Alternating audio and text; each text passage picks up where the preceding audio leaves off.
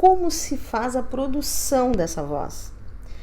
Quais são as forças que estão inseridas para se fazer a condição da nossa voz, né? A mulher trans precisa entender onde se encontra, como é feita, como é produzida, independentemente do tom.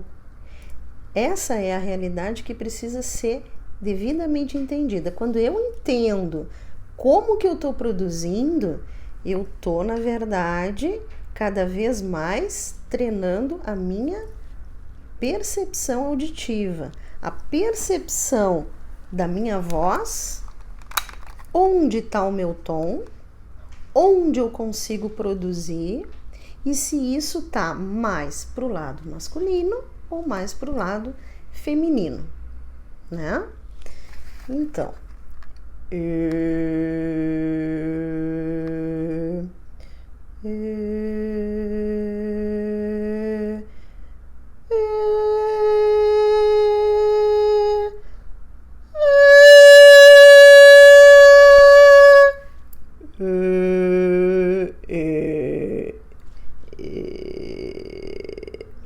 são vários tons. Isso é importante ser entendido de como é produzido. E é muito simples. É muito simples treinar e saber que a gente faz a voz que a gente quiser. Porque é isso, gente. A gente consegue localizar onde está o tom. É muito simples e é muito treino auditivo. Mas voltando para a anatomia. Onde se encontra a nossa laringe? Onde está a questão anatomicamente falando? Ela se encontra no pescoço e temos o pomo de Adão, temos o osso hioide, que é onde é fixada, né, o esqueleto laríngeo, as cartilagens, que são importantes, a musculatura responsável pelos ajustes musculares de fora do pescoço e de dentro da nossa condição laríngea. Tudo, na verdade, juntado com a língua, com a musculatura da língua, com a musculatura facial, né? E com, principalmente, os ligamentos que fazem e se inserem e fazem os ajustes, né? Então, a gente tem ligamentos, a gente tem musculatura extrínseca, que é de fora, a gente tem musculatura intrínseca, que é de dentro, né? E tudo isso favorece quando a gente entende o que está fazendo, por que está fazendo, né? O que é importante entender, gente? É importante entender que para a fisiologia da nossa voz, a gente precisa saber o funcionamento. E mais ou menos por aí, tá? Então, temos forças que vêm dos pulmões, que eu gosto sempre de fazer uma analogia a um fole. Aquele fole que a gente acende uma lareira é a pressão que vem de lá dos pulmões de ar, certo? Quando a gente inspira e a gente expira, a gente joga essa força expiratória. Quando a gente inspira, é a inspiração que vai fazer uma energia de força para que esse ar seja vindo dos pulmões e encontre a nossa laringe. O fole, mediante a condição do volume de ar, vai encontrar as forças mio de músculo elásticas que vêm da conjunção e da junção dos ligamentos e da musculatura. E essa pressão subglótica, que nada mais é do que a pressão vindo da questão de dentro, né, a aerodinâmica dos pulmões, vai passar pelo nível laríngeo, certo? E entre as pregas vocais, vai esse ar ser o quê? Sonorizado. Vai sair o nosso E. Eu acho isso fantástico, porque é um mistério que não é visto, né? Só mediante, na verdade, vídeos por naso, fibrolaringoscopia, né? Onde a gente consegue ver um movimento, né? E é incrível de ver, na verdade, o que faz esse fole, essa força aerodinâmica, encontrando a resistência da laringe, da musculatura. Então, o que é esse equilíbrio? Força aerodinâmica de pulmão, forças mioelásticas da laringe. A resistência contra esse ar, certo? Da junção desse ar com a resistência da musculatura laringe produz o nosso som. É mais ou menos por aí. Então,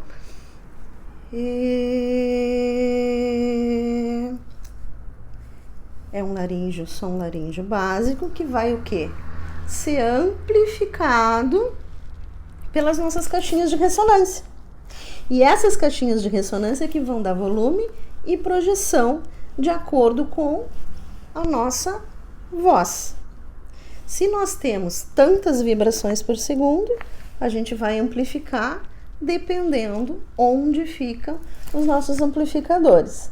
Voz masculina, vamos colocar em termos de Brasil. 113 vezes por segundo vai se fazer o som em nível laríngeo e amplificado para zonas mais baixas, certo? Porque vai caber em lugares maiores, consequentemente uma frequência menor. Em média, 113. Vamos colocar como referência o padrão considerado, né? Cientificamente falando. 227, 228 vibrações por segundo já é considerado o tom habitual da voz feminina, certo? Como é mais rápido o movimento e é uma onda menor, pregas vocais são menores, certo? Consequentemente, vai onde que vai ser projetado? Vai ser projetado mais na máscara. Porque se eu fizer, eu vou estar, na verdade, fazendo uma voz mais voltada para boca, pescoço, laringe, faringe, né? Que tá aqui dentro, que tá atrás, certo? Eu não vou conseguir fazer uma voz mais mista, porque o som, ele tá mais para baixo. Vozes de mulheres trans, onde você tem um predomínio de ressonância mais no pescoço, há uma certa tendência a querer usar o som nasal. E aí fica particularmente interessante de analisar, porque a gente tem uma ressonância laringofaríngea, né, e de peito, e um foco compensatório, que em fonoaudiologia a gente chama de ressonância nasal mista. Mas aí, gente, fica caricato, né? Fica caricato porque nós temos uma laringe maior, nós temos pregas vocais maiores, vozes mais grossas e graves, e uma forma de mascarar isso seria a ressonância nasal. Isso fica natural? Não. Isso fica com cara de fake. Por que a fonoaudiologia aparece como principal suporte? Porque se entender bastante de tom, a gente vai dar inflexões nessa ressonância. A gente vai fazer com que exista uma modulação. E por isso é mais importante entender que nem sempre só a elevação do tom é o mais importante. É 50%. Entenderam? Então, se eu faço uma voz mais grave, eu não preciso compensar para passar naturalidade, para essa voz ter credibilidade, para essa voz ser natural. Certo? Eu vou entender que eu estou fazendo um som grave e eu vou amplificar e dar volume e projeção numa harmonia dessas ressonâncias, certo? Isso sem falar de subidinha de tom. Essa é a questão. O que a fonoaudiologia pode fazer se ela entender e ter um ouvido treinado, onde ela consiga afinar e deixar para lá o padrão, quebrar o padrão. Eu preciso quebrar. Como que eu quebro um padrão vocal? Buscando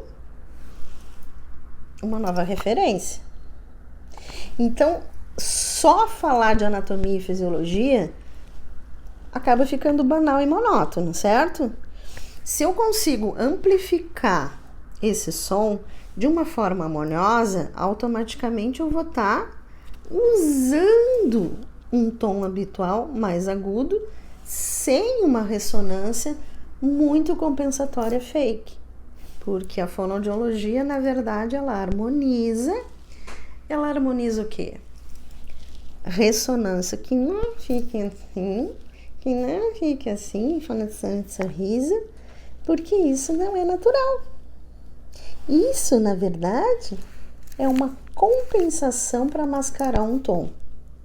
E aí, na verdade, em vez de estar ajudando a mulher trans, eu estou criando um novo padrão que pode causar vergonha, né? Onde eu não tenho a credibilidade, automaticamente eu vou estar piorando, né? Uma condição que já não é desejada. Eu quero uma voz onde a minha paciente passe uma credibilidade vocal. Como é que eu quebro o padrão? Deixando para lá, deixando a memória auditiva, a memória emocional, né? A autoexclusão dessa voz masculina em busca, tijolo por tijolo, de novas vibrações por segundo, certo? Para isso, eu tenho que voltar, na verdade, a ter uma harmonia da minha força aerodinâmica. Eu não preciso usar força, eu preciso usar suavidade. Onde eu não tenho um ajuste de laringe também com força. Então eu tenho que associar o equilíbrio, né, da pressão que vem do pulmão e da minha cavidade sonora lá em cima. A minha caixa de ressonância, mas harmonizando para não ficar fake. Como é que eu harmonizo? Não vou falar assim, porque assim não passa na credibilidade. Mas eu posso, na verdade, usar uma suavidade de emissão e não mudo. Vocês querem ver? Eu acho que o exemplo é sempre mais fácil. Digamos que eu tenho uma voz em nível aqui.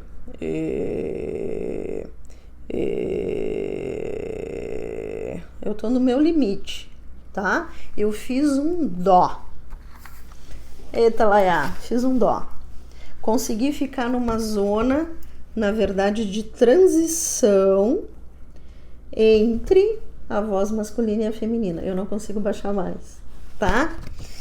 Se eu consigo chegar lá,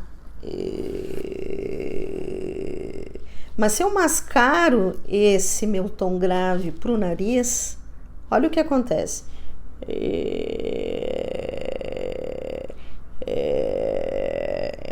2, 3, 4, 5, 6, 7, 8, 9, 10. Segunda, terça, quarta, quinta, sexta, sábado, domingo. Segunda, terça, quarta, quinta. Segunda, terça, quarta, quinta. Isso não é voz habitual, né? Isso é uma voz fake, é uma voz que eu costumo ouvir muito de pacientes, uma voz caricata. Não é essa a proposta. Não é essa a proposta de terapeutas vocais, né? Pelo menos não uma proposta séria, né? Vamos uma proposta decente. Vamos tentar analisar, subir esses tons de meio tom, de meia nota, para que a gente consiga construir uma caixa de ressonância que amplifique, que module, que dê inflexão, que dê entonação, priorizando a voz na máscara, mas equilibrando a ressonância oral, uma melhor elevação de língua, a nossa úvula, que é a campainha da garganta, fazendo um leve arqueamento, né? Para que a gente consiga, dentro de um padrão vocal mais feminino, passar uma voz mais suave, com uma leve descrição de soprosidade, que é um ar não sonorizado, mas sempre com muito empenho clínico, porque eu sei anatomicamente, fisiologicamente, que se eu colocar mais ar, essa laringe ela não vai fechar. Se eu, porventura, usar muita soprosidade na voz, o que vai acontecer com a mulher trans? Ela vai cansar. E aí vai acontecer ajuste para fechar, né? Operação tapa-buraco.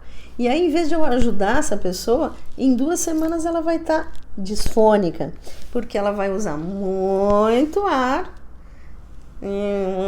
assim, e automaticamente eu vou fazer força para fechar, porque eu vou fadigar.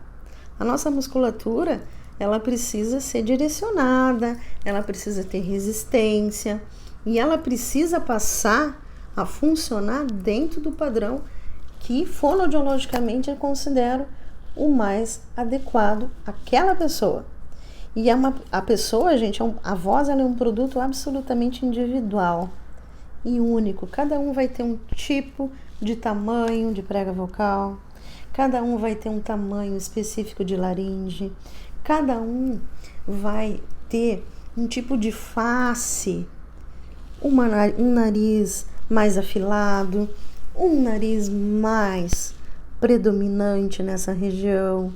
Então, automaticamente eu tenho que entender principalmente como se dá a máscara, que são os filtros. E são os filtros que eu vou ter condições de quê? De amplificar, de dar volume, de dar credibilidade harmoniosa. Fonoaudiólogo que pensa que só agudizar e botar a voz na máscara é um meio caminho andado, mas não vai, na verdade, dar um enfoque que a pessoa que está me procurando quer. Ela quer um padrão vocal real, ela não quer um padrão vocal caricato, né? Então, quando eu tenho uma paciente que tem uma voz mais grave, o que eu preciso ver? Anatomicamente, como é que ela é, o tipo facial dela. Certo? Porque tem isso. Tem pessoas que têm um tipo de face, certo?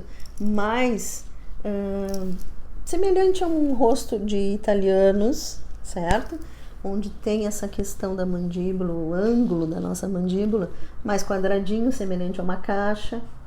Então eu sei, principalmente se eu vejo como é o nariz, como que eu vou projetar aquilo. E eu sei que esse tipo de face mais curta favorece sons mais agudos, por exemplo, né? Vamos botar o exemplo da Sandy. Bem aguda a voz, né? Um pouquinho de ressonância nasal, né? Equilibrada, com certeza. Uma voz bem aguda, muito mais aguda que a minha. A voz da Sandy deve estar em Si2, né? Temos uma laringe pequena, consequentemente o quê? Vibrações muito maiores por segundo, né? Mais rápidas, consequentemente, um tom habitual mais agudo. Uma frequência em hertz mais aguda.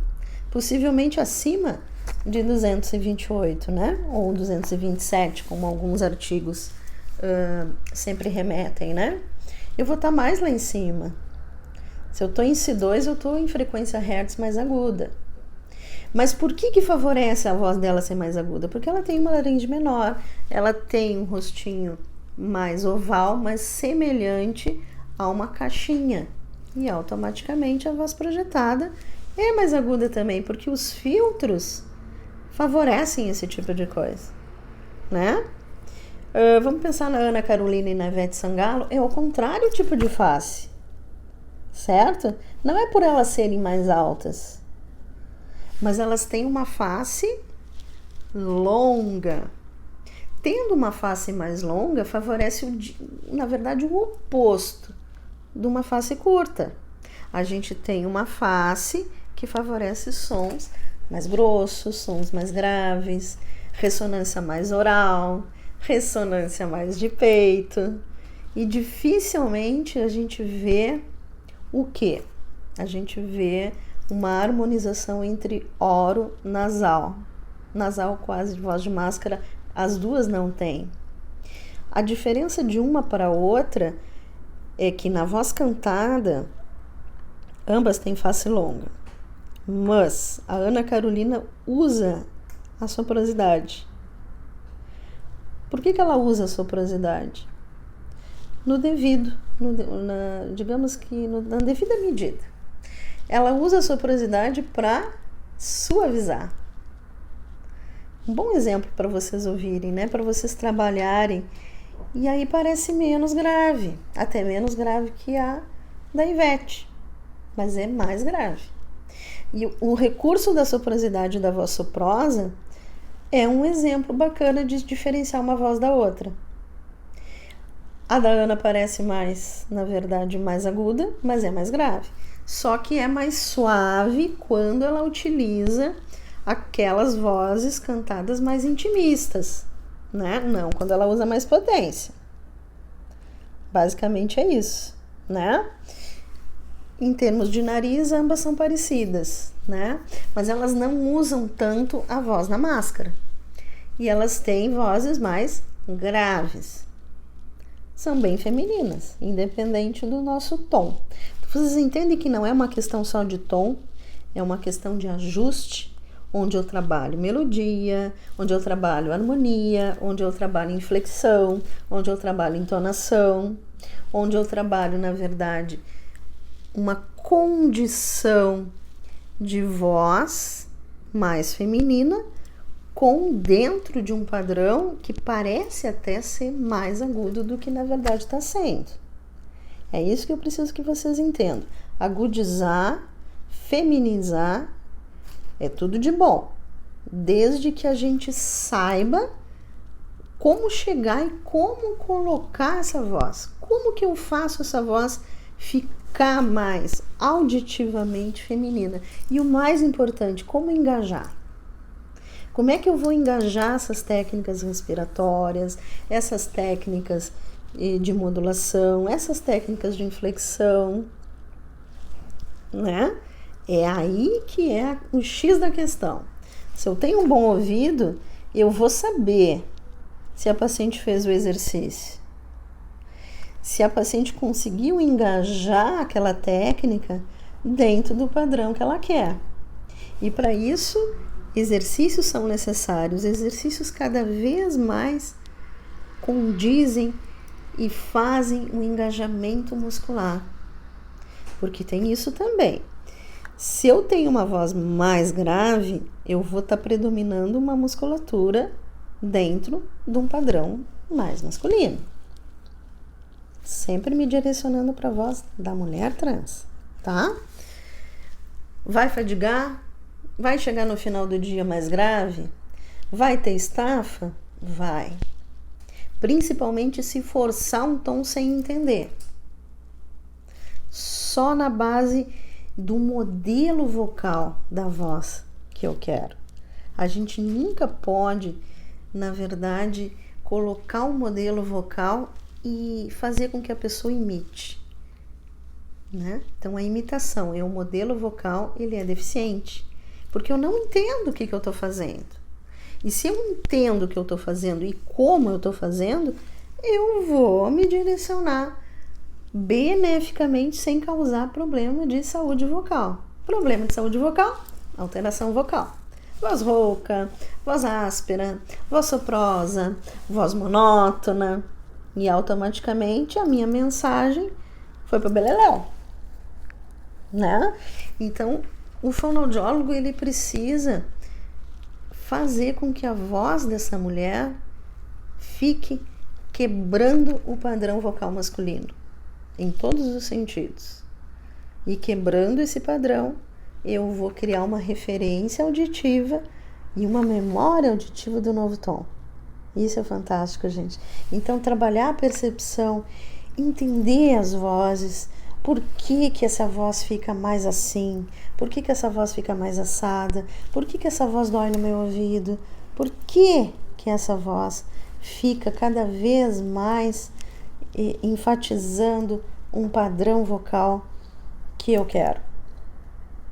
E isso é uma construção. É uma construção de meia em meia nota. E é lindo de ver e é uma delícia quando a gente se ouve. Ai, a minha voz está mais adequada ao que eu quero. A minha voz está condizente. A minha voz está passando tudo que a minha imagem feminina, na verdade, está mostrando, né? Então é isso. Não vai ter mais vergonha, né? Não vai ter, na verdade, mais essa incongruência. Não vai ter mais a necessidade de distorcedores, né? De áudio, onde a gente usa muito, né? Não vai ter uma queixa que me toca muito, que é eu passo por muda, né? Eu me emudeço, me auto-excluo, porque eu vou virar chacota, né? Eu tenho vergonha de ir numa entrevista de emprego, por exemplo, porque eu já tenho um nome social, ou eu já tenho um registro do meu nome, né? E isso, como que eu tenho uma impressão, né, daquela pessoa? É pela voz, é o que ela tá passando, né? Então é preciso entender que tom de voz não é a mesma coisa que imagem vocal, né? A imagem vocal, a persona vocal, ela é construída mediante, isso é muito individual, mediante o que a pessoa, dentro daquelas características, admira. Mas isso está muito voltado também, e a fonoaudiologia não pode esquecer, a faixa etária, né? Então, quanto mais cedo eu consigo fazer um enfoque terapêutico, melhor eu vou, na verdade, produzir aquela voz que aquela pessoa quer, certo? Sempre pensando anatomia, fisiologia, faixa etária e, musicalmente falando, os parâmetros da música que são imprescindíveis. Fonoaudiologia que não engaja nesse sentido de ter esse ouvido e ter esse conhecimento tanto das técnicas, porque são essas técnicas musicais de canto é que vão fazer a diferença para treinar a percepção auditiva e fazer com que essa voz que está sendo construída passe cada vez mais verdade acima de todas as coisas. E isso é muito individual. Mas, para que eu tenha esse equilíbrio, e isso é muito importante entender, eu não posso ter diante de mim uma alteração vocal. Eu não posso estar diante de um treinamento onde eu tenha voz áspera, onde eu tenha voz soprosa em excesso, onde eu não tenha uma voz rouca, onde eu não tenha ruído, né? A sujeira na voz. Muita gente me chama, eu tenho sujeira na minha voz, né? Ou então as pessoas acham, o que é mais preocupante também, que a rouquidão é sinal de sensualidade, né? É sinal de uma voz sensual, né? E não, eu tô diante de uma alteração, né, gente, assim, que pode prejudicar cada vez mais. E se eu tenho já uma voz rouca, consequentemente eu vou estar aumentando e diminuindo cada vez mais o fechamento necessário para que essa condição anátomo-fisiológica passe uma voz com padrões de normalidade. Aí eu vou estar lidando com o que não é normal. E como é que a fonoaudiologia pode iniciar um tratamento terapêutico diante de uma disfonia, né? Porque a gente, quando trata de vozes de mulheres trans, não vem com um problema de disfonia, não são disfônicas, são pessoas que simplesmente não têm uma congruência, né, entre a sua imagem e a voz. A voz denuncia. A voz denuncia de cara, gente. E às vezes é o único parâmetro que denuncia. Como é que eu vou conseguir manter essa voz falsa, né? Não consigo manter. Chego no final fazendo ajustes. E aí é o problema de ter uma disfonia. Porque eu vou estar ajustando dentro de um padrão que não é o meu padrão. É incompatível. E aí não mantém. Então não tem estabilidade, né? A fonoaudiologia precisa construir a estabilidade de ir subindo esse tom, de ir elevando, de ter a feminização, mas fazendo com que esse padrão se estabilize dentro das caixinhas de ressonância certas para aquele tom que vai subindo. E mantendo, tendo estabilidade. É por aí que funciona. Entenderam que está tudo muito interligado, né? É por aí o nosso foco fonoaudiológico.